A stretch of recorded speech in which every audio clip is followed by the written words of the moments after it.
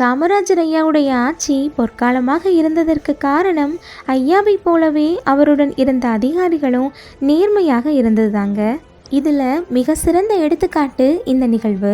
சாத்தனூர் அணை கட்டிய போது காமராஜர் ஐயா வேலை பார்த்த அதிகாரிகளுக்கு எழுதிய கடிதம் என்ன தெரியுமா? 15/1/1957 அன்று எழுதிய பாராட்டு கடிதத்தில் சாத்தனூர் அணை குறிப்பிட்ட காலத்திற்கு ஓராண்டுக்கு முன்னதாகவும் ஒதுக்கப்பட்ட தொகையில் பல லட்சங்கள் மிச்சப்படுத்தியும் முடிக்கப்பட்டதை காணும்போது அங்கு உள்ள பொறியியல் கலைஞர்களின் திறமை நன்கு புலப்படுவதை காணலாம். இதை கட்டி முடிப்பதற்கு காரணமாக இருந்த பொறியியல் கலைஞர்களையும் ஏனைய சம்பந்தப்பட்ட தொழிலாளர்களையும் நான் மனமாற பாராட்டுகிறேன். இப்படிக்கு சென்னை ராஜ்ய முதலமைச்சர் காமராஜ் அப்படின்னு எழுதியிருந்தாங்க.